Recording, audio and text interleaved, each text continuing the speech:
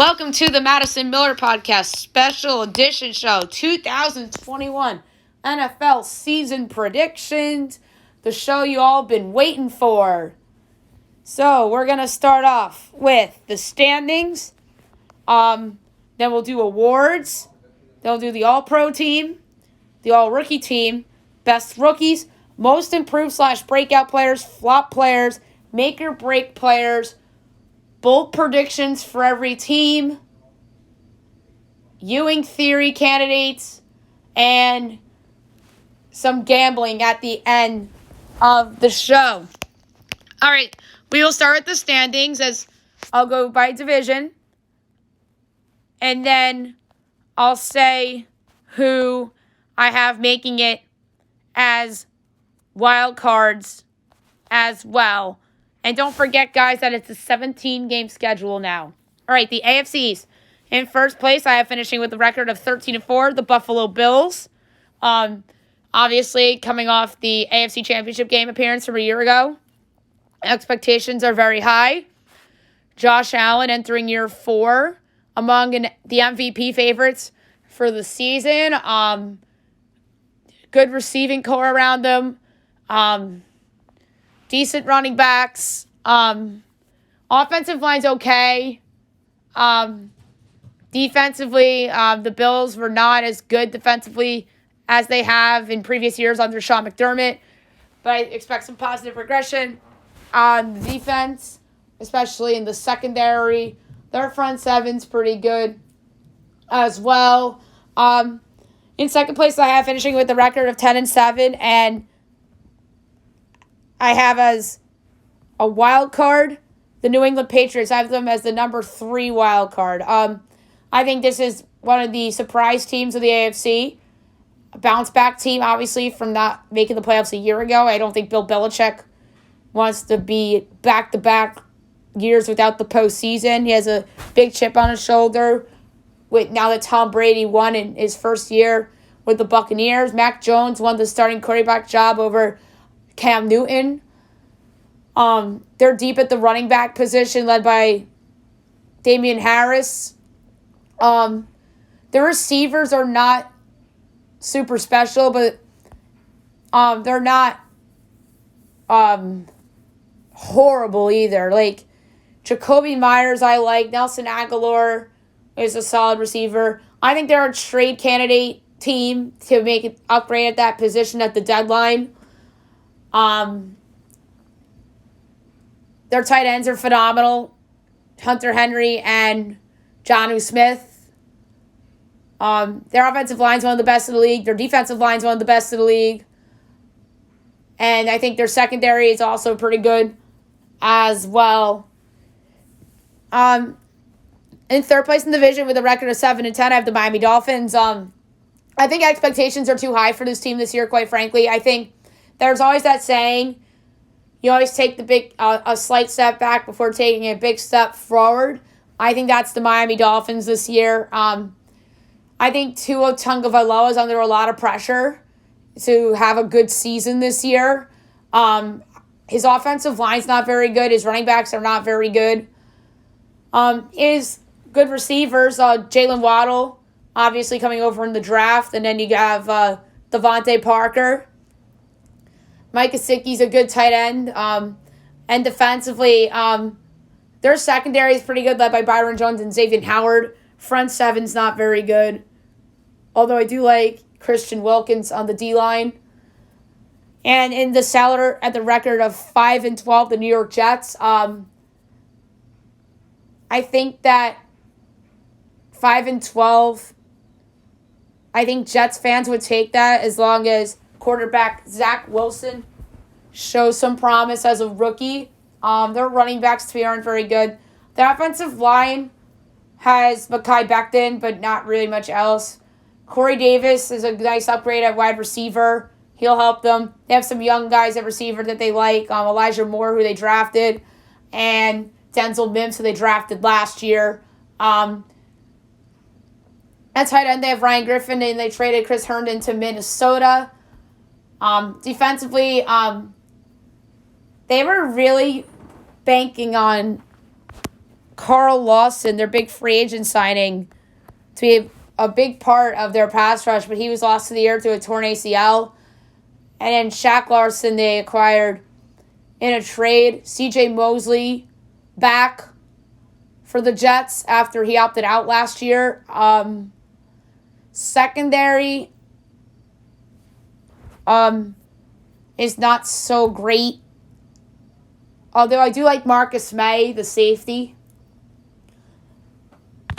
And then the AFC North. In first place, I have with the record of 11-6, the Cleveland Browns. They were the best team in that division last year, you can make a case for, but they had some things go wrong for them last year, which had them settle for a wild card. Baker Mayfield, I think, is a quarterback that's only going to get better. Odell Beckham Jr. is back from a torn ACL. Jarvis Landry is really good. They have the best running back duo in the league in Nick Chubb and Kareem Hunt. Their offensive line is excellent. Their pass rush is very good, led by Myles Garrett. And in the secondary, I think that is an area of needs improvement, although I do like Denzel Ward. And in second place in that division, with a record of 10-7 and earning the number 6 seed in the AFC, the second wild card, the Baltimore Ravens. They made a division round last year, lost to the Bills in Buffalo in a primetime game. Lamar Jackson is looking to regain that 2019 MVP form. What really hurt the Ravens, in my opinion, is the losses of J.K. Dobbins and Justice Hill, was two running backs. They really, in my opinion, were very relying on them. But I almost picked the Ravens to win the division, but the loss of those two running backs combined with some other holes in their roster that I realized that the Browns had better in, like, say, for example, some positions on the offensive line and wide receiver, that the Browns are just better than the Ravens. And that's what made me decide to flip my division pick literally a week ago. And that's no disrespect to the Ravens. John Harbaugh's a really good coach. We talked about their offense. Their front seven's okay. I like Calais Campbell a lot. But he's getting up there in age quietly. Matt Judon's a big loss in free agency. Brandon Williams is a player that I think's getting a little older. Patrick Queen, I like the linebacker to improve in year 2. Secondary is pretty good, led by Marlon Humphrey. And Justin Tucker's still there, among one of the better kickers in the league. Third place, the record of 9-8, the Pittsburgh Steelers. I think the Steelers take a step back from a year ago. They obviously won the division last year at 12-4, but I have them having like a 3.5 game drop off.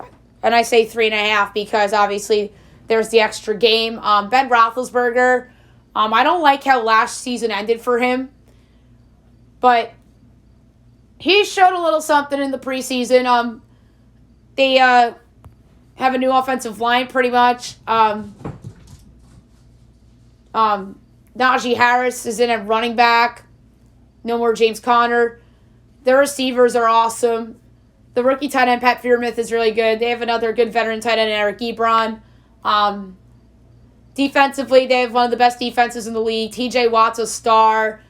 And it's only a matter of when, not if, he gets paid. And I'm so stunned that he's not paid yet. That could get ugly, as things have reported that they have been. Devin Bush is a player to keep an eye on for potential breakout. And the secondary is pretty good, led by Minkah Fitzpatrick. In fourth place, I have the Cincinnati Bengals at 5-12. Joe Burrow coming off the ACL injury. I don't know how he will look right away. That normally takes time to come back from. You also got Joe Mixon at running back. He's very underrated in my mind. Jamar Chase is really going to help that passing game. And I think it gives more opportunities to Tyler Boyd and T. Higgins. Their offensive line, I don't think, is good at all. Jonah Williams, I like, but that's really it. And then defensively, they're still not there yet.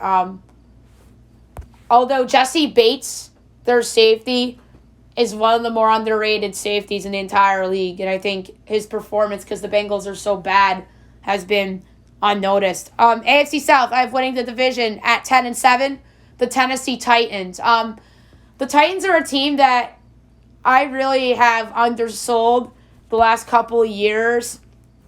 And I think that they've earned a lot of people's respect. Ryan Tannehill is no fluke.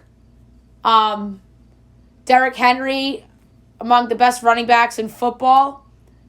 Julio Jones added to that offense with A.J. Brown. That's a great wide receiver duo. They're going to miss Jonnu Smith potentially, although I do like their tight end, Anthony Firkser. I think that he has a lot of fantasy breakout potential. And offensive line's okay. Their defense, they signed Bud Dupree to help their front seven. But he's coming off a career year and an injury in his last 2 seasons. So I'm not sure if he will live up to that contract or not. They'll miss Adoree Jackson in the secondary. But they should still be a playoff team in the AFC. 2 seed, second place, I should say. The Indianapolis Colts at 8-9.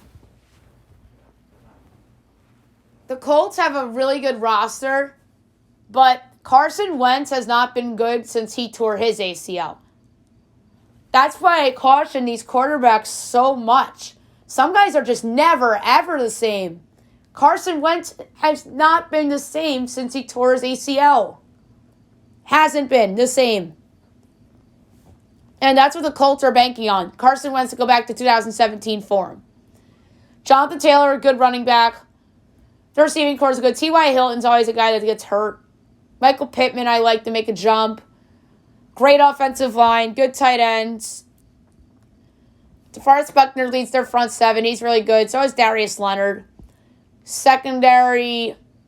Xavier Rhodes had a good bounce back year for the Colts last year. But I don't know if he'll be that good again. But he won't be as bad as he was 2 years ago on the Vikings. Third place, I have the Jacksonville Jaguars at 5-12. Going from 1 win to 5 wins is obviously a great improvement for the Jaguars, but I won't be shocked that there's some people that are disappointed with that because Trevor Lawrence is everybody's darling in terms of future star quarterbacks. I think he's going to be phenomenal too, but I just don't think he has the mix around him yet to be successful. Their offensive line's terrible. Travis Etienne lost for you, although James Robinson's a serviceable back. Their receivers aren't bad. I don't love their tight ends. Defensively, they have a lot of young players that they really want to make jumps, like Clavon Chason, Josh Allen, and C.J. Henderson, who is rumored, by the way, to be available in a trade. So that's something to watch. And then in the cellar at 2-15, the Houston Texans. 2-15 is just atrocious. Deshaun Watson, I don't think will play a game this year. I'd be surprised if he did, especially for the Texans. We don't have to get into all the legal stuff with Watson. It's a matter of when, not if, he gets traded. Phillip Lindsay's in at running back. Receivers, Brandon Cooks is their lead guy. Jordan Akins isn't a bad tight end. Offensive line's not good. Their starting quarterback is now Tyrod Taylor. Defensively, J.J. Watt's gone. Marcellus Whitley is now their best pass rusher. Zach Cunningham's not bad either. And their secondary is just a mess. So that team's just going to be truly awful. And they have a new coach. The AFC West. In first place, I have with a record of 12-5 the Kansas City Chiefs. The Chiefs, to me, are a team that is going to be awesome. And they have the best quarterback in the world in Patrick Mahomes. They have a new look offensive line featuring Orlando Brown and Joe Thuney, I believe, is on the Chiefs' offensive line now. Clyde Edwards-Helaire, very good running back. Tyreek Hill, Travis Kelce, and all the pressure on the world on Mecole Hardman to break out. And then defensively, Chris Jones, Frank Clark lead the pass rush. They're relying on rookie Nick Bolton to be good. And then the secondary is, it's okay, not the best. And Tyrann Mathieu is still there as well. In second place, I have the record of 11-6 and earning the first wild card and the 5th seed in the AFC playoffs. The Los Angeles Chargers. I was very tempted to pick the Chargers to win the AFC West. I just didn't have the balls to go against Patrick Mahomes. I'm sorry. The Chargers, I think, are going to be very fun to watch. Justin Herbert, I think, is a quarterback that is most likely to make a big year 2 leap. Austin Eckler's a really good all-around back. Very good wide receivers. Keenan Allen, Mike Williams. And by the way, Keenan Allen, I think, is the most underrated wide receiver in all of football. Nobody talks about him among elite wide receivers. Jared Cook, the veteran, replaces Hunter Henry at tight end. Their offensive line has made some changes. Corey Linsley's in at center, who they got from Green Bay. And Trey Turner's gone. He went to the Steelers. And then defensively, Joey Bosa leads the way on the pass rush. They lose Melvin Ingram. He also goes to the Steelers. I think they're banking on guys to make leaps on defense, especially in their front seven. Jerry Tillery, the defensive tackle. And their first round linebacker from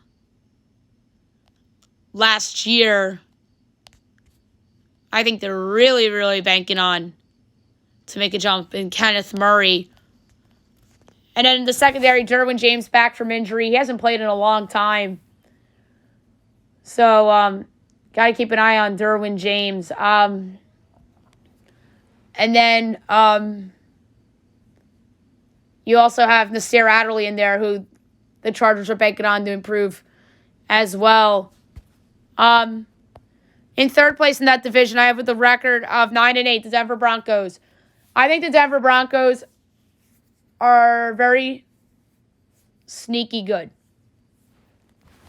I just think the AFC is loaded. If they were in the NFC, I would have considered them as a playoff team. The same goes for the Pittsburgh Steelers, who I also have with a record of 9-8. I just think the AFC is far superior to the NFC. Teddy Bridgewater in at quarterback, replacing Drew Lock, although Drew Lock's still the backup. Devontae Williams is the rookie running back they're really relying on. Melvin Gordon's still there. They're banking on Jerry Jeudy to make a year 2 jump. They also have Cortland Sutton and KJ Hamler there at receiver, and Tim Patrick. Noah Fant is a very promising young tight end, but he's very injury prone. I think he's hurt right now. And the offensive line is still not great. I like Garrett Bowles, though. I think he's a good player. And then defensively, the pass rush is great, led by Bradley Chubb and Von Miller, but those two just have to stay healthy. They're never healthy, those two. They just got to stay healthy. That really was the bugaboo of Denver the last couple of years, other than their quarterback play, the health of their 2-star pass rushers. And then the secondary is among the best in football as well. Kareem Jackson's really good. Justin Simmons. So Denver's really, really good defensively. And if Bridgewater is average, I think they'll be a winning football team. And then the seller of the AFC West, a record of 5-12, the Las Vegas Raiders. The Vegas Raiders have potential to be better than this, but they're just in a hard division. Somebody in a good division has to have a bad record, and it's unfortunately going to be Las Vegas, in my opinion. Derek Carr's a quarterback under a lot of pressure in my mind, because there's always rumors every freaking year that Gruden wants to have a different quarterback in there. Josh Jacobs, really good running back. The receivers are good. Henry Ruggs, I think, is a year or two breakout candidate. I like Hunter Renfrow. Darren Waller's a really good tight end. He broke out 2 years ago. Offensive line, my opinion, is worse. They got rid of a lot of players that were contributors on that line. Although I do like Colton Miller. I think he's improved a little bit. Defensively, they're still bad. Yannick Ngakwe's on that pass rush now. They have all those veterans that they signed from a couple years ago. Nick Kwiatkowski and people like that. And they have a lot of young players in their secondary that they want to see improvements from. All right, the NFC East. I have winning the division with the record of 10-7, the Dallas Cowboys. Mike McCarthy, year 2. Dak Prescott coming back from the ACL injury. Zeke Elliott, somebody that wants to have a good season. Loaded at wide receiver, led by CeeDee Lamb and Amari Cooper and Michael Gallup. Blake Jarwin, good tight end. Offensive line, good, but not as good as it was 5 years ago when Dak was a rookie. Zach Martin has COVID, so he's going to miss some time. Tyron Smith's not as good as he used to be. And they have some young players on that line that they are really relying on. Defensively, they have some name players, but the unit as a whole was atrocious a year ago, but they look to bounce back. DeMarcus Lawrence at pass rush. Obviously, Jalen Smith and Leighton Vander Esch in the front seven as well. Micah Parsons, I think, will help them. And then their secondary, to me, is the weak part of their defense. I mean, they're banking on Trayvon Diggs to make a jump. And they're banking on some other guys to catch lightning in the bottle with. And then the Washington football team I have finishing in second place with a record of 8-9. I think this team takes a step back from a year ago. And part of the reason why I chose Dallas over Washington is because I'm going with the trend here of the NFC East producing a different winner every year. And they haven't had a back-to-back champion in a long time. Probably back when Donovan McNabb was on the Eagles was the last time they had a back-to-back champion. So I'm going with the trend here at the pick, although I do like the potential of Dallas a lot. Washington, I have at 8-9. Ryan Fitzpatrick's in at quarterback now. Antonio Gibson's a really fun player to watch. I think he is somebody that's going to make a jump. Terry McLaurin, good receiver. Logan Thomas is a good tight end. Offensive line, I don't think is that strong, although Brandon Scherf's pretty good. Their pass rush is among the best in football. All first-round picks. Chase Young, Jonathan Allen, Montez Sweat, and Darren Payne on the pass rush. They were all first-round picks. And then in the secondary, couple big free agent signings that they pulled off the last couple of years that they want to perform. Landon Collins at safety and Kendall Fuller at corner. In third place in the division, I have with a record of 7-10, the New York Giants. Is there a quarterback under more pressure to make a huge jump this year than Daniel Jones? I mean, you could argue Tua, you could argue Justin Herbert because expectations are higher for those teams. But because it's the Giants in New York, and it's because everybody mocked this draft pick, and rightfully so, 2 years ago, there's so much pressure on Daniel Jones to make a marginal year 3 jump. Their offensive line is terrible. Andrew Thomas showed no signs of improvement, especially in that preseason game against New England. Saquon Barkley back from the ACL injury. He'll help their offense. Kenny Golladay signed a big contract. He's injury prone, but when he's on the field, he's electric. Kyle Rudolph signed as tight end. They have a couple good tight ends, the Giants, actually. And then defensively is their strength. That's why I think that they'll win 7 games. It's because of their defense and because of the return of Barkley, and their head coach, Joe Judge, is awesome. Their front 7 is very good, led by Leonard Williams, Blake Martinez, and some other guys that are on the team that they really like, and especially guys that they really want to see jumps from this year too. And then the secondary, I think, is among the sneaky best in the league,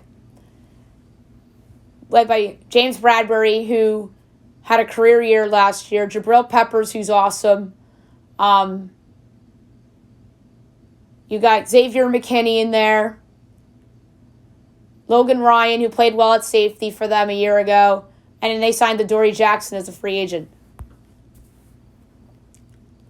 And in the cellar, with the record of 5-12, the Philadelphia Eagles. This is now a rebuilding team. How often do you see a win now team switch to rebuild? And we have it right here at the Philadelphia Eagles. Last year, this team was perceived as a Super Bowl contender. Now, they're a dumpster fire. Jalen Hurts is their quarterback. They traded for Gardner Minshew a few weeks ago for depth purposes. Joe Flacco's still on the roster too, by the way. Miles Sanders is a solid running back. Devontae Smith will help the passing game. Good tight ends in Zach Ertz and Dallas Goedert. Really good offensive line. Jason Kelsey's still there. Brandon Brooks back. Lane Johnson's good. And then defensively, their front 7 actually isn't that bad, led by Brandon Graham and Fletcher Cox.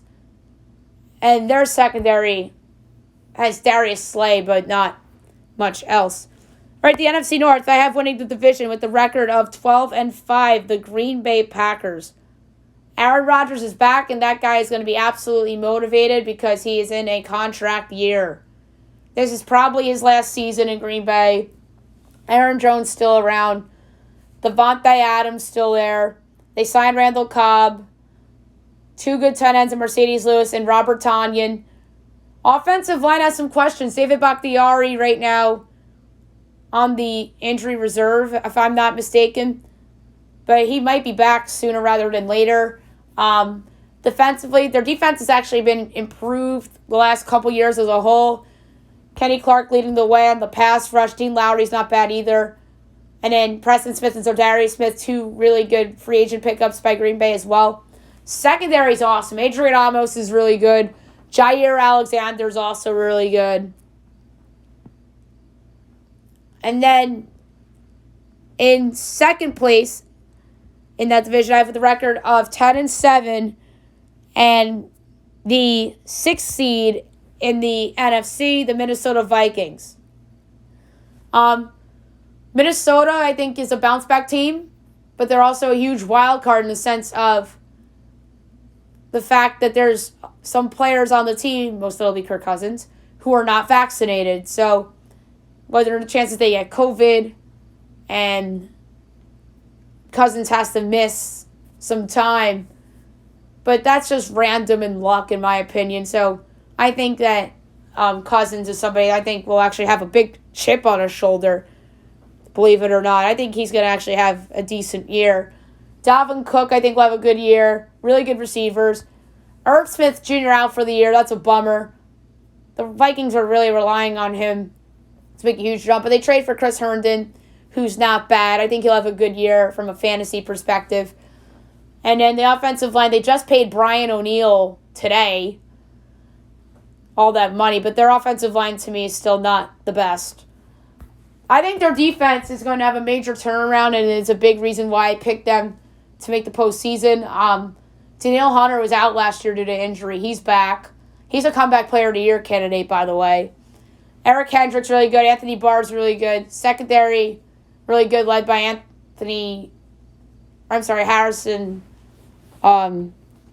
Harrison Smith.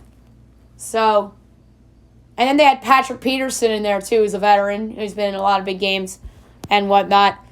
And in third place, I have with the record of 5-12, the Chicago Bears. A ton of pressure on the Bears this year. Matt Nagy is on the hot seat for sure. Andy Dalton is starting at quarterback for them in week 1. But it's only a matter of when, not if. Justin Fields will see some time. Their running backs, to me, are very hit or miss. Tariq Cohen, just like a flash guy. David Montgomery, to me, really hasn't shown a capability of being a great running back. And their only really good wide receiver is Allen Robinson. And their tight ends are pretty good as well. I like Cole Kmet to break out. Offensive line, to me, is still a mess with some turnover and whatnot. Meanwhile, defensively, they're really good. Khalil Mack on the pass rush. Danny Trevathan on the IR right now. That's not great for them. Secondary's pretty good. Eddie Jackson leading the way there. And in the cellar, that division with the record of 4-13, the Detroit Lions. I just think that team's absolutely terrible. Jared Goff, away from McVay, might squirt disaster. But to me, I just think he's only going to be their quarterback for 1 year, spoiler alert. And DeAndre Swift looks like he's ready to go. They lose Kenny Golladay. TJ Hawkinson, I think, might have a big fantasy year, by the way. And the offensive line, to me, isn't really good other than Taylor Decker. Frank Ragnow's not bad either. Oh, wait, or did they lose him? Did they lose Frank Ragnow? I feel like they... Oh, no, they didn't. They lost somebody else. That was a good lineman to Denver. But it wasn't Ragnow. You know, their defense is just awful. I know they really would like the number 3 overall pick from a year ago, Jeff Okudah, to make a huge jump from year 1 to year 2. And Trey Fowlers is still on the team as well. NFC South winning the division at 12-5, the Tampa Bay Buccaneers. I think the Bucs are awesome. They're the Super Bowl champs. Tom Brady's still around, and he's still playing like he's in his late 20s, early 30s, amazingly enough. Their running backs are still intact with Ronald Jones and Leonard Fournette. The receivers are still there. With Mike Evans and Chris Godwin, Gronk and O.J. Howard are still there. And Cam Brate. They have 3 tight ends. Solid offensive line. Pass rush is amazing. Led by Jason Pierre-Paul and Vita Vea, Shaq Barrett, and Dominican Sue, who I think might be on the COVID list. And Levante David, obviously, as well. Can't forget about him. And in the secondary, Antoine Winfield, they're banking on to make a jump.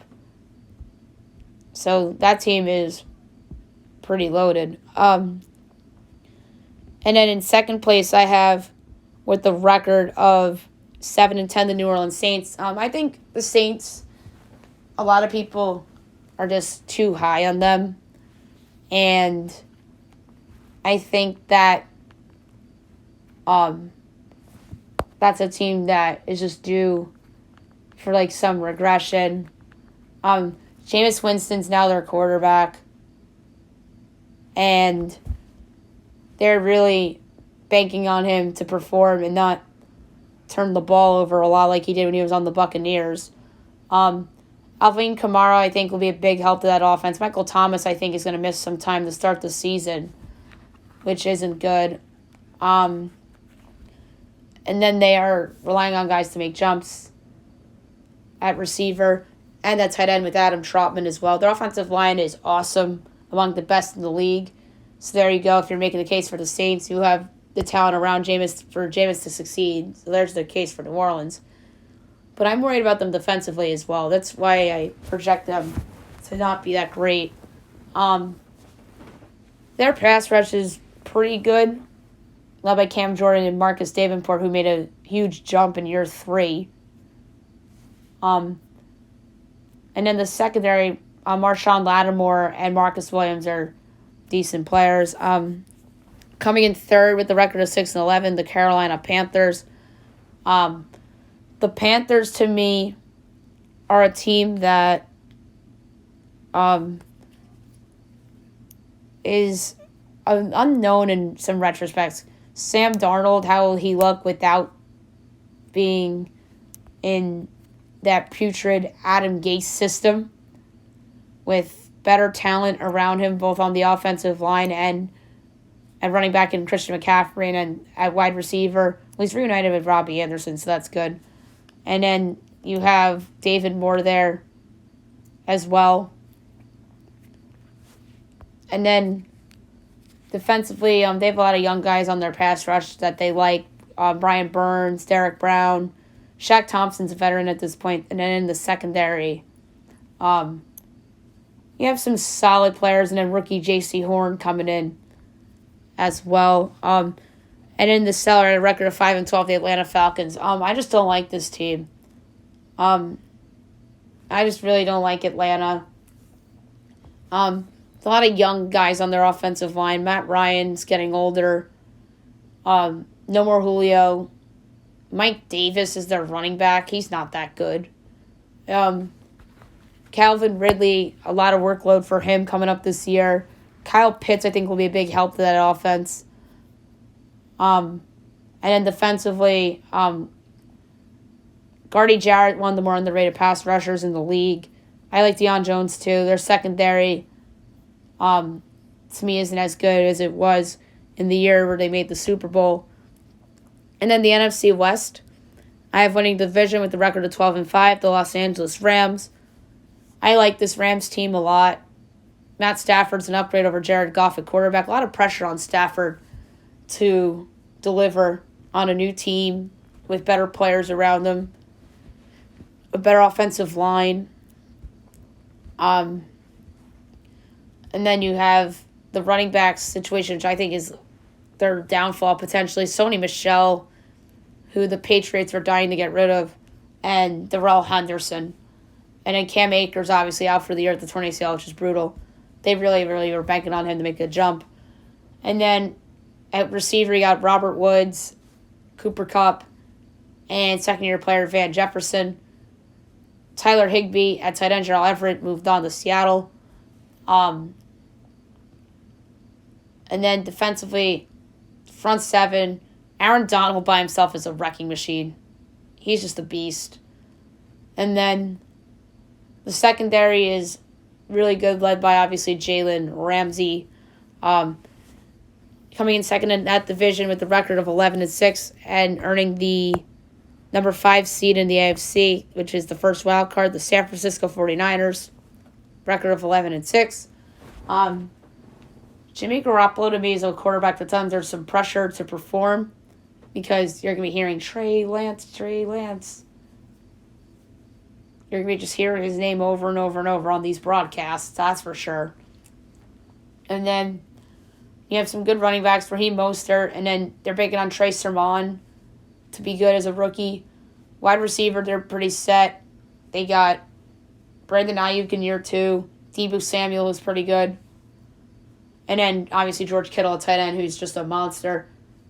Really good offensive line, too, led by Trent Williams, who just got paid. And then defensively, pass rush is amazing, led by Nick Bosa. Fred Varner's on there as well, Eric Armstead. Secondary, kind of a weak part of their team. They just signed Josh Norman. And they have Jason Verrett there. They like Jimmy Ward a lot in their secondary. Third place in that division with a record of 11-6 and earning the number 7 seed in the NFC playoffs, the third wild card, the Seattle Seahawks. You just can't doubt Russell Wilson at this point in his career. I'm sorry. I've doubted the Seahawks time in and time out again and again because of the lack of skill and talent around Russell Wilson. But I love Russell Wilson, and I shouldn't be doubting him as much as I have. Offensive line's pretty good. Dwayne Brown got his contract restructured recently. Chris Carson, solid running back. Wide receivers are awesome, led by DK Metcalf and Tyler Lockett. Really good tight ends, Gerald Everett coming over from the Rams, and Will Dissly. Defensively, the pass rush, it's pretty good. It's not that great, but I love Bobby Wagner. He's awesome. Secondary, not as good as it used to be. It's not the Legion of Boom anymore. But Jamal Adams is just a stud at safety.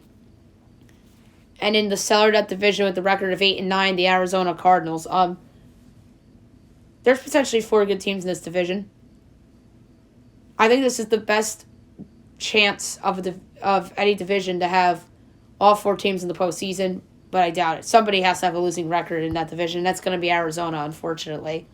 Cliff Kingsbury, I think, is a coach on the hot seat. Kyler Murray is under some pressure to make a year 3 leap after getting hurt in year 2.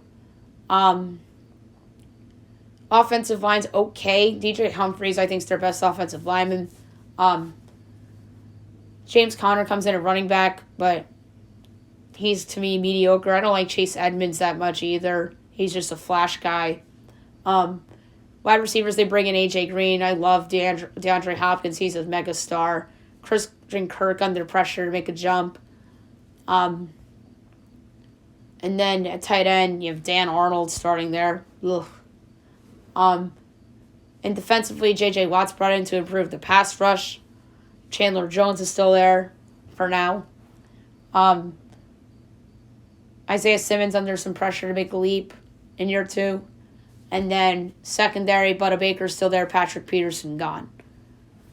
All right, the playoffs. AFC wildcard. I have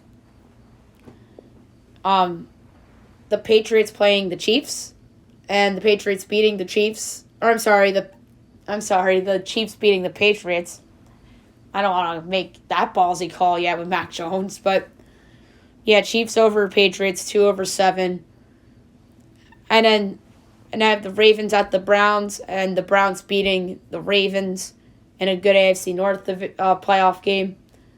And then I have the Los Angeles Chargers at the Tennessee Titans, and I have the Chargers and Justin Herbert winning his first career playoff game in Tennessee against Ryan Tannehill and the Titans. The NFC wildcard, I have the Seahawks at the Packers, and I have Rodgers over Wilson in a classic.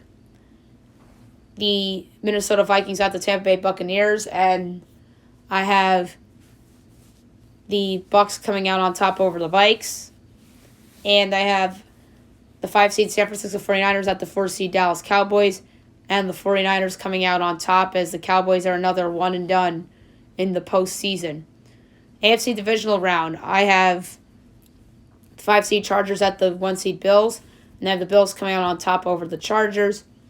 And then I have the 3-seed Browns at the 2-seed Chiefs. And guess what? Playoff rematch.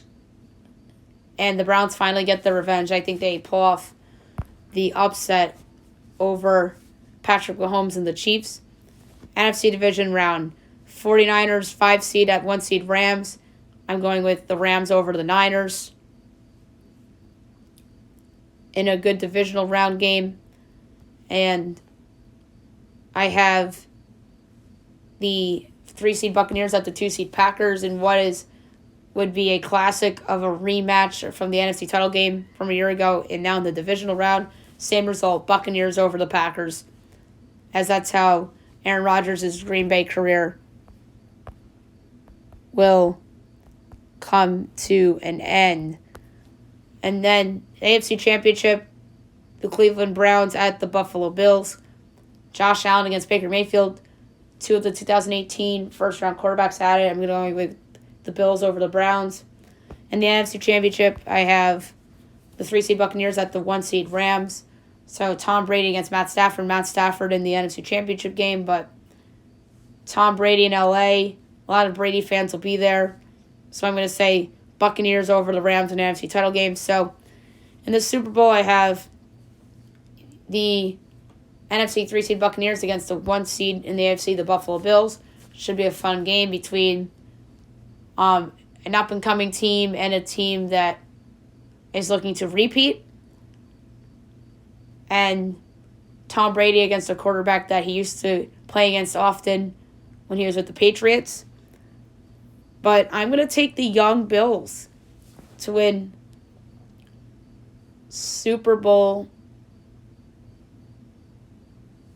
Trying to do the math here. Super Bowl 56 over the Tampa Bay Buccaneers. And it's Super Bowl MVP. Why not go with Josh Allen at this point? All right, awards. My league MVP, I'm going to go with Josh Allen. I think it's going to be the year of the Bills, the year of Josh Allen. He'll get a lot of love. And my runner-up, Aaron Rodgers. Offensive Player of the Year, Josh Allen. Runner-up, Dalvin Cook of the Vikings. Defensive Player of the Year, Aaron Donald. Runner-up, Joey Bosa.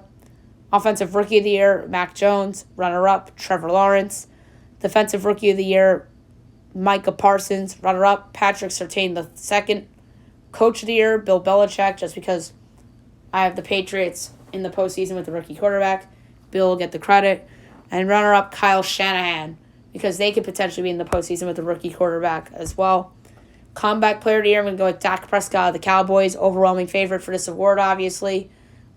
And then the runner-up, a tough call, but I'm going to go with New York Giants running back Saquon Barkley, slightly over Danielle Hunter of the Vikings for the runner-up spot for Comeback Player of the Year. All right, my predictions for the All-Pro team. Quarterback Josh Allen, running back Derrick Henry, their second running back Christian McCaffrey, wide receivers DeAndre Hopkins and Devontae Adams, tight end Travis Kelce, offensive tackle Trent Williams, offensive tackle Andrew Whitworth, guards Shaq Mason and Zach Barton, center Corey Linsley, defensive ends Myles Garrett and Joey Bosa, defensive tackles Aaron Donald and DeForest Buckner, outside linebackers TJ Watt and Khalil Mack, inside linebackers Bobby Wagner and Levante David, cornerbacks Stephon Gilmore and Jalen Ramsey, safeties Harrison Smith and Jamal Adams, kicker Jason Myers, punter Michael Dixon, kick returner Cardell Patterson, punt returner Gunnar Olszewski, special teams player Matthew Slater, and long snapper Morgan Cox. Alrighty, now the all-rookie team. Quarterback Mac Jones, running backs Najee Harris and Devontae Williams, wide receivers Rashad Bateman and Devontae Smith, tight end Pat Freiermuth, offensive tackles Penei Sewell and Rashawn Slater, guards Elijah Vera Tucker and Wyatt Davis, and center Creed Humphrey. Defensive ends Kwity Paye and Gregory Rousseau, defensive tackles Christian Barmore and Aleem McNeil, outside linebackers Micah Parsons and Nick Bolton, inside linebacker Jamin Davis, cornerbacks J.C. Horn and Patrick Surtain, safeties Trayvon Moehrig and Richie Grant, kicker Quinn Norton, punter Presley Harvin III, kick returner Kadarius Toney, punt returner Jalen Waddle. Best rookies on each team. The player on each team that's a rookie that I think will have the best season. Arizona, Rondale Moore. Atlanta, Kyle Pitts. Baltimore, Rashad Bateman. Buffalo, Gregory Rousseau. Carolina, J.C. Horn. Chicago, Justin Fields. Cincinnati, Jamar Chase. Cleveland, Jeremiah Owusu-Koramoah. Dallas, Micah Parsons. Denver, Patrick Surtain. Detroit, Penei Sewell. Green Bay, Amari Rodgers. Houston, Davis Mills. Indianapolis, Kwity Paye. Jacksonville, Trevor Lawrence. Kansas City, Nick Bolton. Las Vegas, Alex Leatherwood. Los Angeles Chargers, Rashawn Slater. Los Angeles Rams, Tutu Atwell. Miami, Jalen Waddle. Minnesota, Christian Darrisaw. New England, Mac Jones. New York Giants, Kadarius Toney. New York Jets, Zach Wilson. New Orleans, Pete Werner. Philadelphia, Devontae Smith. Pittsburgh, Najee Harris. San Francisco, Trey Sermon. Seattle, Trey Brown. Tampa Bay, Jalen Darden. Tennessee, Caleb Farley. And Washington, Jamin Davis. All right, next up, most improved / breakout players. Players that I think will improve from a year ago or players that will break out. They have full-blown breakout years. So most improved / breakout. All right, Arizona, Isaiah Simmons. Atlanta, Caleb McCarry. Baltimore, Patrick Queen. Buffalo, Isaiah McKenzie. Carolina, Derek Brown. Chicago, Cole Kmet. Cincinnati, T. Higgins. Cleveland, Jedrick Wills Jr. Dallas, Trayvon Diggs. Denver, Jerry Jeudy. Detroit, Jeff Okudah. Green Bay, Robert Tonyan. Houston, Jordan Akins. Indianapolis, Michael Pittman Jr. Jacksonville, Josh Allen. Kansas City, Mecole Hardman. Las Vegas, Henry Ruggs III. Los Angeles Chargers, Justin Herbert. Los Angeles Rams, Van Jefferson. Miami, Christian Wilkins. Minnesota, Ezra Cleveland. New England, Jacoby Myers. New Orleans, Adam Trautman. New York Giants, Xavier McKinney. New York Jets, Mekhi Becton. Philadelphia, Miles Sanders. Pittsburgh, Chase Claypool. San Francisco, Javon Kinlaw. Seattle, Jordan Brooks. Tampa Bay, Antoine Winfield Jr. Tennessee, Anthony Frisker. And Washington, Carmen Corral. Next up, flop players. Players that I think will disappoint for every team this year. Arizona, James Conner. Atlanta, Young-Ho Koo. Yes, kickers have made the flop player list. Baltimore, Brandon Williams. Buffalo, Jerry Hughes. Carolina, Matt Paradis. Chicago, Allen Robinson. Cincinnati, Trey Waynes. Cleveland, Jadeveon Clowney. Dallas, Tyron Smith. Denver, Melvin Gordon. Detroit, Jared Goff. Green Bay, Mercedes Lewis. Houston, Phillip Lindsay. Indianapolis, Carson Wentz. Jacksonville, Marvin Jones. KC, Tyrann Mathieu. Las Vegas, Yannick Ngakoue. Los Angeles Chargers, Linval Joseph. Los Angeles Rams, Sony Michel. Miami, Tua Tagovailoa. Minnesota, Xavier Woods. New England, Hunter Henry. New Orleans, Jameis Winston. New York Giants, Kenny Golladay. New York Jets, Corey Davis. Philadelphia, Craig Ward Jr. Pittsburgh, Joe Schobert. San Francisco, Josh Norman. Seattle, Will Dissly. Tampa Bay, Jason Pierre-Paul. Tennessee, Bud Dupree. And Washington, Ryan Fitzpatrick. And now players facing a make-or-break season. Obviously, guys that are just under pressure to perform, and guys that teams that I feel are evaluating these guys, whether they belong long-term or not. All right, Arizona, Christian Kirk. Atlanta, Foyesade Alokun. Baltimore, Bradley Bozeman. Buffalo, Cody Ford. Carolina, Sam Darnold. Chicago, David Montgomery. Cincinnati, Jermaine Pratt. Cleveland, Greedy Williams. Dallas, Randy Gregory. Denver, Dalton Risner. Detroit, Amani Arawari. Houston, Titus Howard. Green Bay, Mason Crosby. Yes, another kicker made the list. Indianapolis, Tyquan Lewis. Jacksonville, Cam Robinson. Kansas City, Armani Watts. Las Vegas, Jonathan Abram. Los Angeles Clippers, Chargers. Los Angeles Chargers, Nasir Adderley. Los Angeles Rams, Austin Corbett. Miami, Michael Dieter. Minnesota, Kirk Cousins. New England, N'Keal Harry. New Orleans, Taysom Hill. New York Giants, Daniel Jones. New York Jets, Ryan Griffin. Philadelphia, Jalen Hurts. Pittsburgh, Chukwuma Okafor. San Francisco, Jimmy Garoppolo. Seattle, Rashard Penny. Tampa Bay, Leonard Fournette. Tennessee, Rashaan Evans. And Washington, Troy Apke. Quickly with the quarterbacks on this list, Sam Darnold, obviously, still on his rookie deal. No extension yet. Daniel Jones, we talked about it earlier in the show, and I was previewing the Giants. It's obvious that he's in a make-or-break year, and Joe Judge did not draft Daniel Jones. And Joe Judge is there for the long haul. And that might not be his guy going forward. Jalen Hurts, I just think that the Eagles are going to be really bad, and if he's really bad, then they might draft a quarterback next year. Garoppolo, obviously, we talked about it earlier with the Trey Lance thing. And then Kirk Cousins. Let's not forget that they drafted Kellen Mond in the third round. I know Cousins signed an extension, I believe it was last year, but the drafting of Kellen Mond really made me scratch my head a little bit. So that's why I put Cousins there. All right, next up I want to do players that I think could be Ewing theory potential for every team, whether it's a player that was lost to the season due to injury that's pretty good, and they're just a better team without that player. Like the reason why this is called Ewing theory, I say this on my podcast all the time. Bill Simmons of The Ringer invented Ewing theory because the 1999 New York Knicks made the NBA Finals, and Patrick Ewing got injured during their playoff run, and they made the finals without Ewing. So that's why he called it the Ewing theory, but the Knicks ended up losing in the finals to the Spurs. So I really don't like using the phrase Ewing theory, but I'm just used to it because of Bill Simmons. But obviously we saw this in football. Carson Wentz tears his ACL, Eagles win the Super Bowl, and they're a better team with Nick Foles.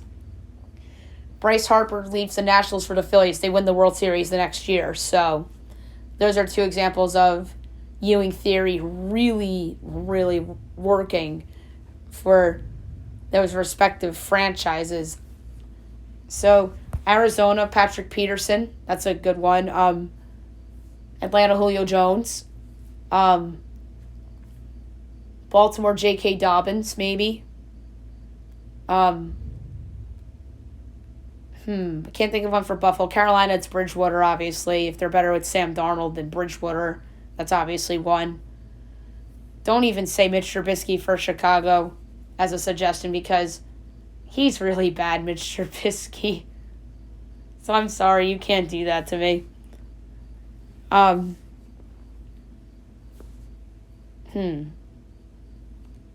Another one I would potentially throw out there is the Lions without Matt Stafford, because that's a downgrade from Stafford to Goff, or even Galladay for that matter, but more so Stafford and Galladay because Stafford's the quarterback, not a wide receiver. So that's a good one. You can't tell me Denver without Drew Lock, because obviously Teddy Bridgewater is better than Drew Lock.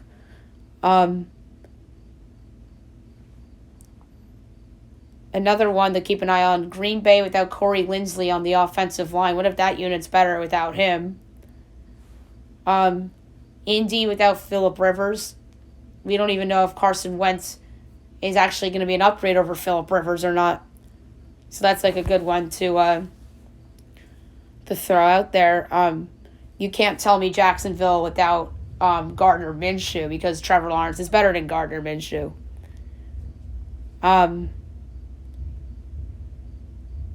Obviously, you can't say Rams and Goff because Stafford's better than Goff.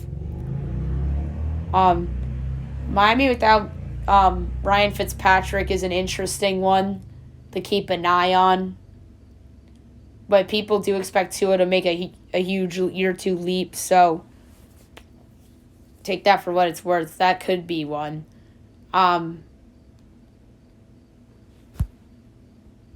Another one is the Jets without Sam Darnold. I think that's a really good one because Zach Wilson's an unknown. He's a rookie. So if the Jets are better without Sam Darnold, then that's a really, really good one.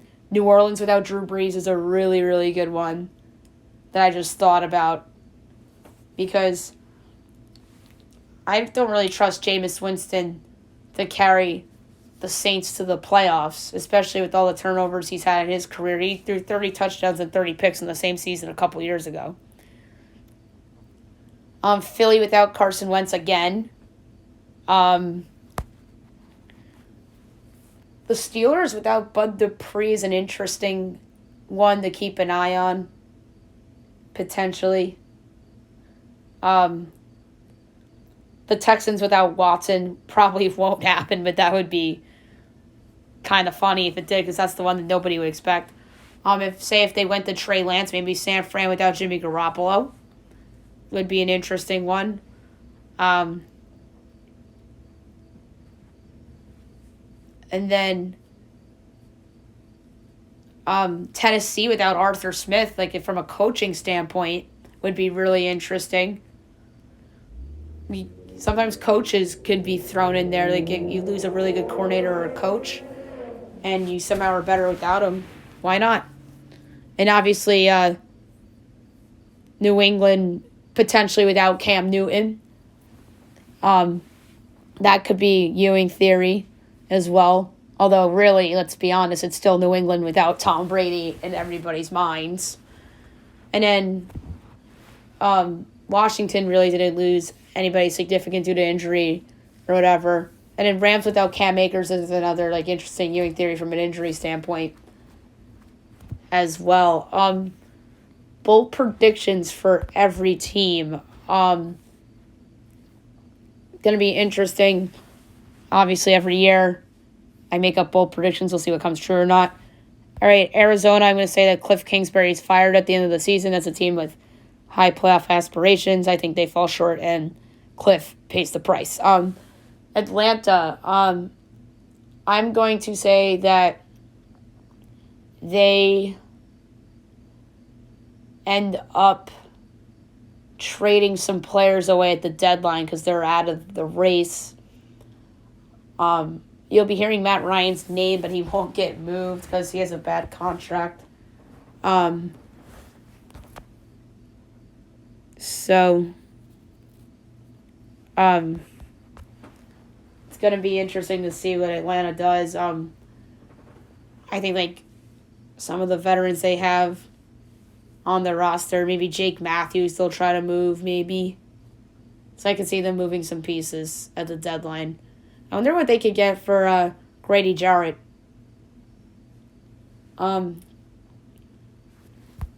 Baltimore, I'm going to say that Le'Veon Bell ends up being a valuable addition to their team and ends up having big games against the Steelers because that's just what normally happens when somebody signs with a division rival and they're just motivated to play their old team.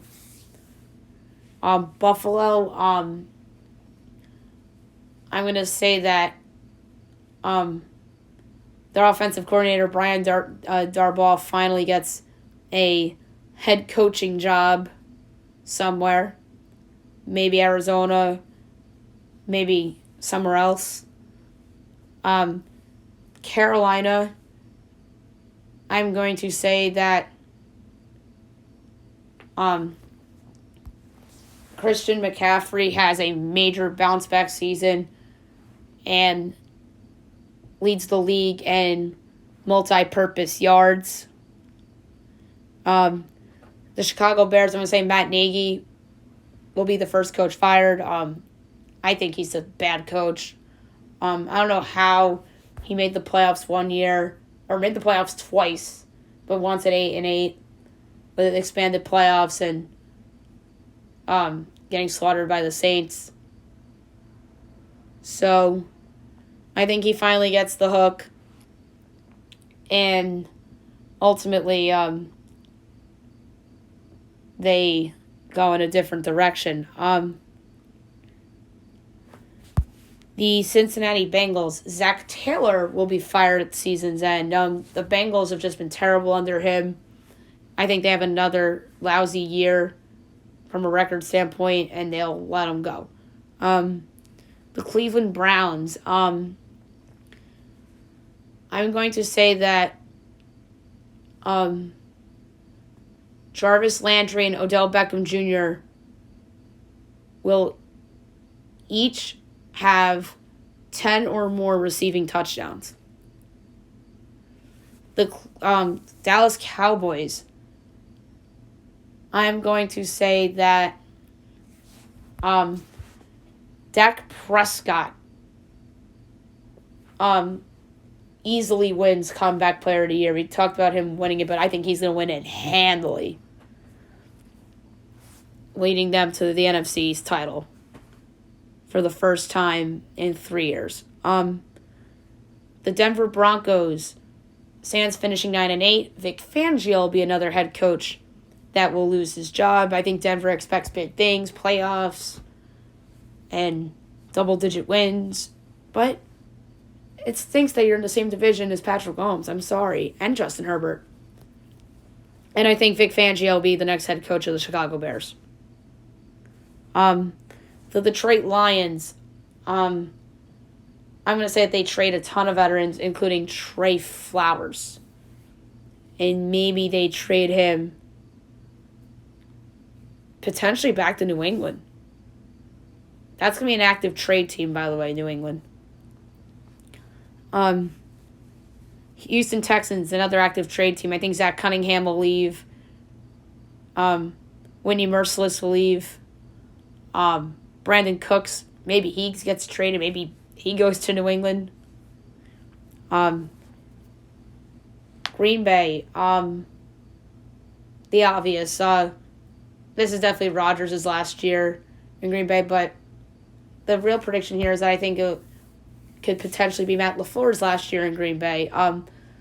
I think he is a coach under a lot of pressure, and I think Green Bay might make a move at their head coaching position in hopes that they can still salvage their relationship with Aaron Rodgers. The Colts. I'm going to say that Carson Wentz proves that he just isn't the same quarterback anymore, and there's going to be rumors about a potential release going into the 2022 offseason. The Jacksonville Jaguars, I'm going to say that they get everyone excited week 1 after beating the Texans. Trevor Lawrence goes crazy. But the Jaguars are still a bad team, although Trevor Lawrence is awesome. But I think he loses out Rookie of the Year to Mac Jones, but barely. But they'll pick Mac Jones because New England makes the playoffs, but not Jacksonville. KC, I'm going to say that they end up acquiring another receiver. Maybe they are the team that gets Brandon Cooks from Houston. Or maybe Marvin Jones of Jacksonville. Or like Greg Ward Jr. of Philly if they decide to sell. The Los Angeles Chargers. I'm going to say that their offensive coordinator, Joe Lombardi, will be a hot commodity for a future head coach come this offseason after helping develop Justin Herbert into a star. The Las Vegas Raiders. The John Gruden experiment will finally come to an end as he'll be fired at the end of the season after they go 5-12. The Los Angeles Rams. I'm going to say that maybe they're the team that acquires Trey Flowers from the Detroit Lions. I think that's the team that gets him to help bolster their front seven next to Aaron Donald. The Miami Dolphins. I said before that I think Tua was going to be a disappointment this year. I think that he's a disappointment because of his porous offensive line protecting him or lack thereof, and which will cause for them to have a losing record. It's going to be more about their offensive line failing to protect Tua rather than Tua being a total liability himself. Like I said, I just think it's about because of expectations and a weak offensive line why I picked Tua as a disappointment this year. Minnesota, my bold prediction for them is that they will be one of the best 3 offensives in the NFC in terms of points per game. I really think that's a loaded offense in the NFC. It's them, Dallas, and probably Green Bay as the 3 best offenses in the NFC. And the Rams, too. I got to include them. And Tampa. But I really think Minnesota is a top 3 offense potentially in the league. New England. I hinted at it earlier in this segment, but I think they will continue their spending spree where they left off in the offseason and acquire some players in trades. Some players I think that could be had. I mentioned Brandon Cooks and Trey Flowers as possibilities, but I have them traded respectively to the Rams and the Chiefs. So I can see them looking at other possible wide receivers that could be available, like Marvin Jones of Jacksonville.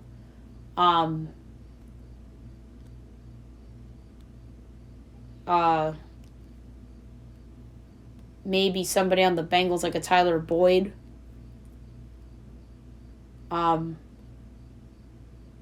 Or even someone on Las Vegas that could be potentially available. But I do think that the Patriots will try to improve their team around Mac Jones to help them make the postseason. New Orleans Saints, my bold prediction for them is that this will be Sean Payton's last year coaching the Saints.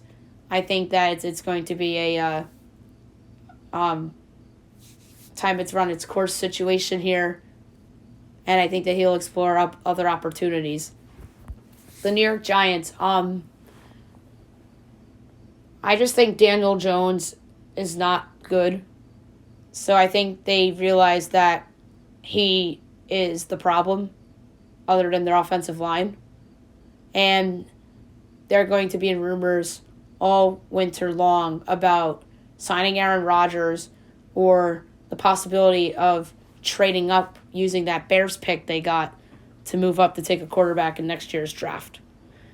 The New York Jets, I'm going to predict that they trade one of their safeties, the veteran, the ex-Ram, LaMarcus Joyner.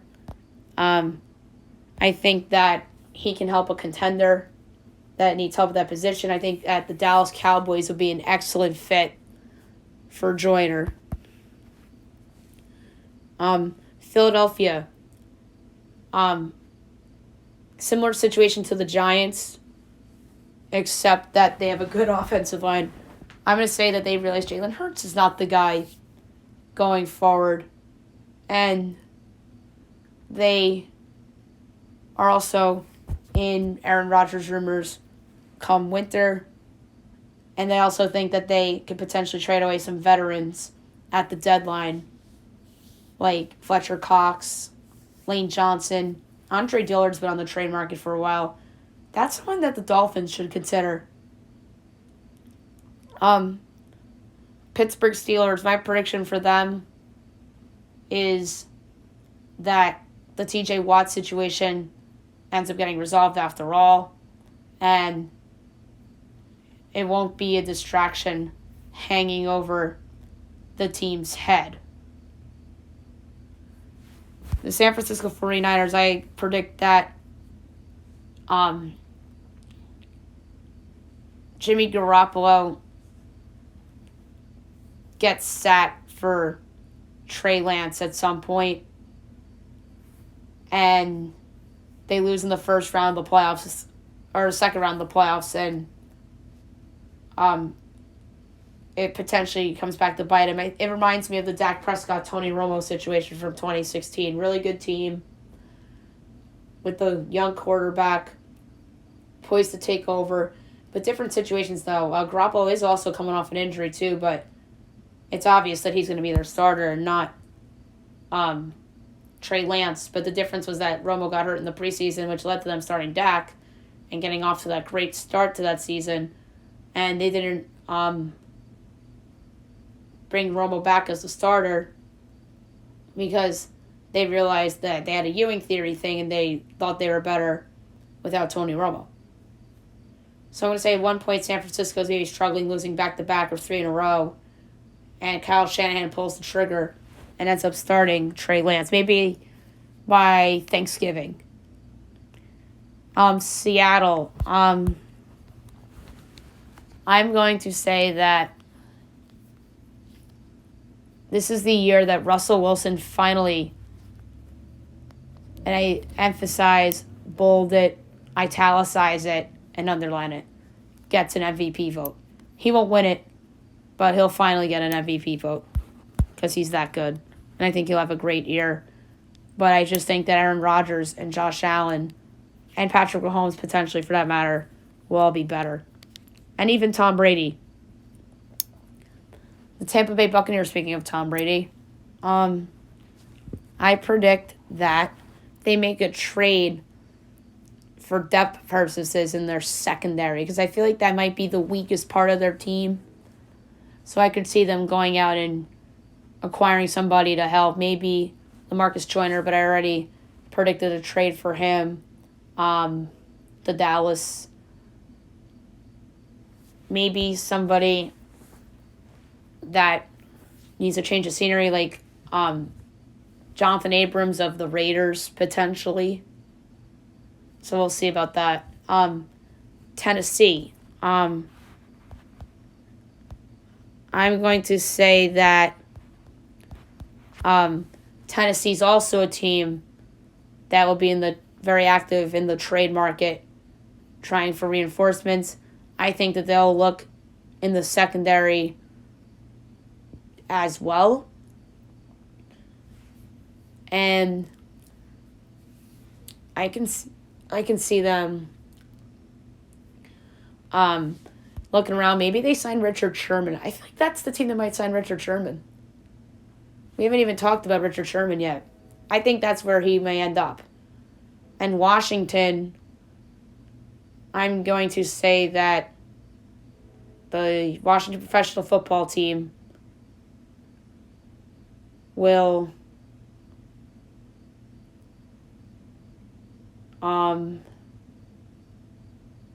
they'll have a lot of big-time wins, but a lot of terrible, terrible losses. Like, can you just totally see the Washington professional football team beating Green Bay and beating the Bucks, but losing to a bad team like the Raiders or somebody like that, right? I feel like that team that is going to have good wins and really, really awful losses against bad teams is the Washington professional football team, because that just feels like Ryan Fitzpatrick in a nutshell, right? All right, a couple miscellaneous predictions before I get into the gambling stuff very quickly. I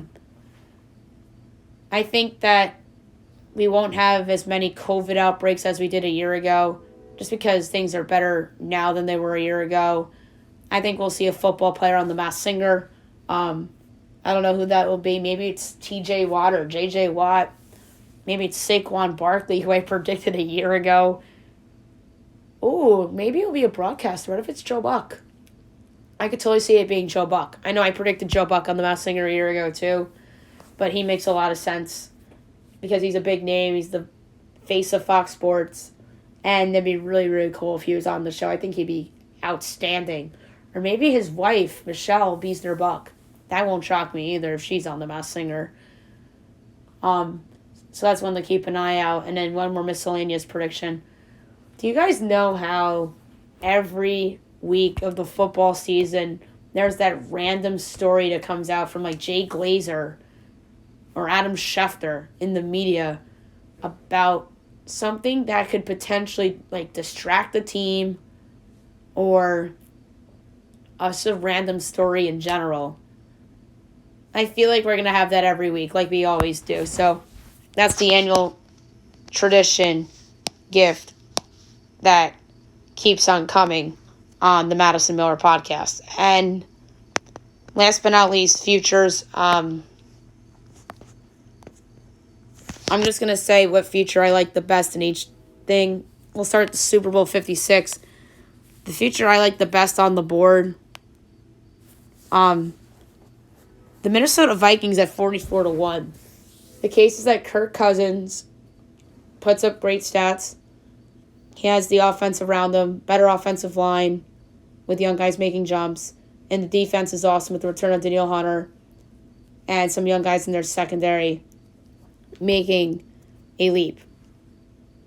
So there's the case for the Minnesota Vikings. This is a Super Bowl future that I like. Super Bowl correct matchup. My Buffalo Tampa Bay pick is 23-1. I explained that a lot as I did the predictions segment earlier. And in Super Bowl straight, Buffalo to beat Tampa is 34-1. So that's pretty cool. Conference winners. I think the best conference future on the board is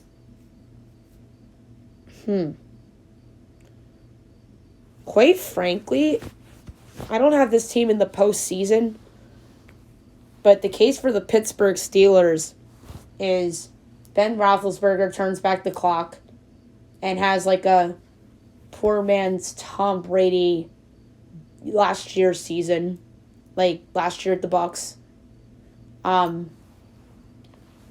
Offensive line, new pieces are better. Najee Harris is a stud. The rest of the offense is amazing. And in the pass rush, Melvin Ingram's a big addition. TJ Watt gets paid, and the secondary around Minkah Fitzpatrick improves. NFC future I like on the board.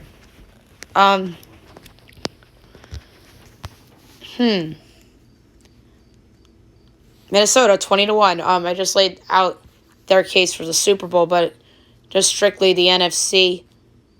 I'm gonna make the case right now for the Washington professional football team. That's another team I don't have in the postseason. Ryan Fitzpatrick has the playoffs of his life. Terry McLaurin turns into an absolute true number one like Devontae Adams is. Antonio Gibson is just a poor man's Christian McCaffrey. Their offensive line around Brandon Scherf steps up their game. The pass rush lives up to the back of their baseball cards, or football cards, I should say. And then they get big contributors in the secondary from their highly paid guys.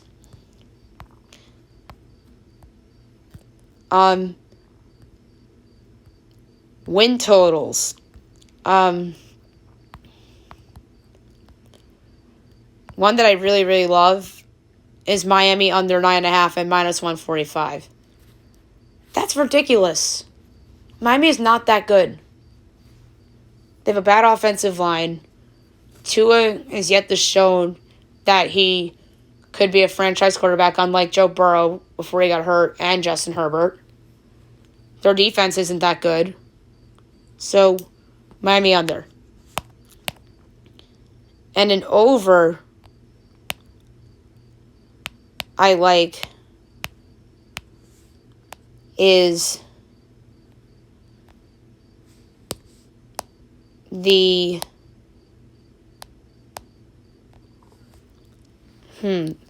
Los Angeles Chargers over 9.5. It's just from a plus money standpoint, plus 110 over 9.5. Justin Herbert makes the big year 2 jump.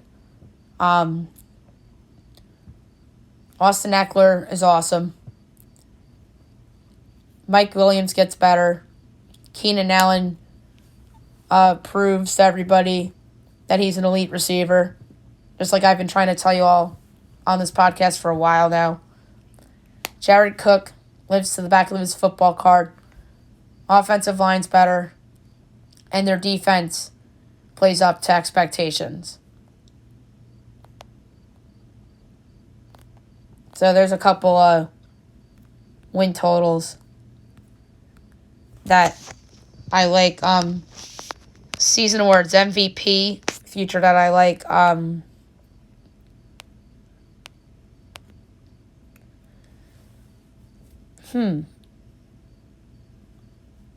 Derrick Henry at 50-1 is interesting to me because he could just carry the Titans to the postseason by himself like Adrian Peterson did with the Vikings back in 2012 coming off the torn ACL. Although Peyton Manning should have won the MVP that year, not Adrian Peterson. So that's that for another day. But Derrick Henry at 50-1 is a good value play. Offensive Rookie of the Year. Mack at plus 450 obviously is my pick. But, like, another potential one that's a long shot. Pat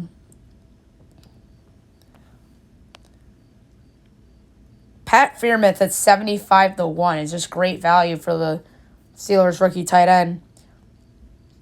He showed some flashes in the preseason and in camp, and I think he'll become a favorite of Ben Roethlisberger's.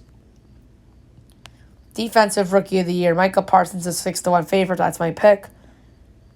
But the value play, Christian Barmore at 50-1, the defensive lineman from the Patriots, I think is a good value play for Defensive Rookie of the Year. I think he could see some playing time this year. Defensive Player of the Year, and everyone's darling for this award's Chase Young. He's 11-1. But from a value standpoint, I really like Shaq Barrett, 45-1. Like, how is he 45-1?